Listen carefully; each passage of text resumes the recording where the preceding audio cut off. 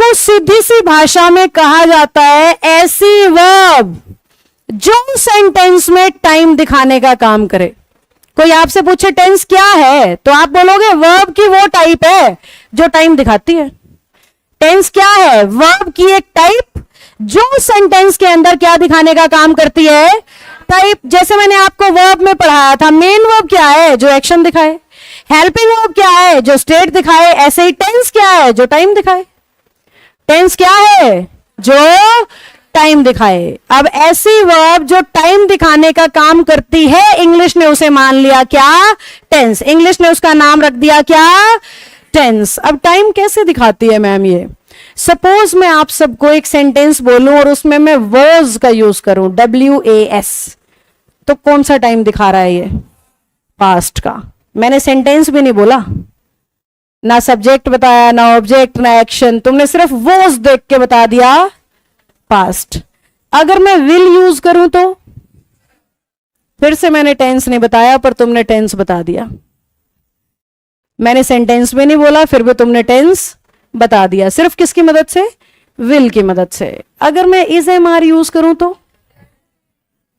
मैं अपनी बात की सार्थकता को सिद्ध कर चुकी हूं कि सिर्फ वर्ब जब टाइम दिखाने लग जाए तो क्या कहलाती है?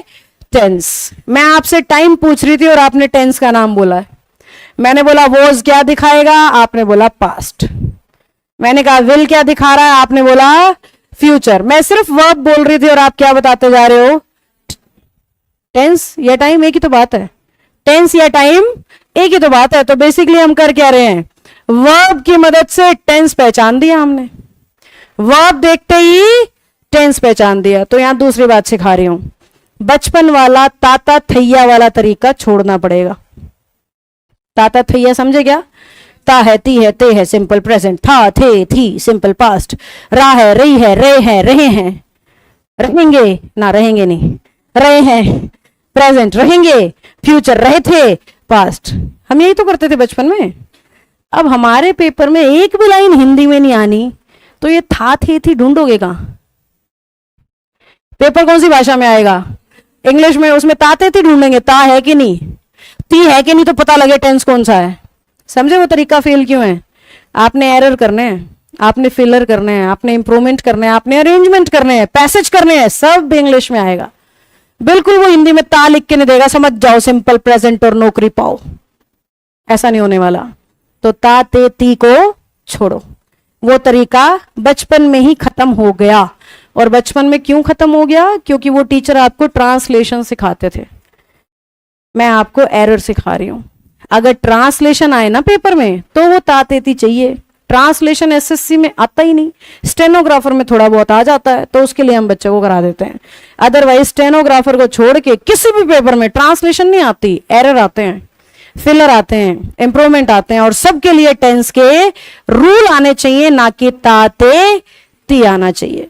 तो निचोड़ की बात ये सिखा रही हूं, हिंदी बनानी छोड़ो अगर टेंस सीखने हैं तो। और बेटा एक सिंपल सा फंडा है, अगर तुम्हें इंग्लिश की लाइन देख के यूं देखना आ जाए कि उसके अंदर छुपा हुआ है ता, तो तुम ऑलरेडी ज्ञानी हो।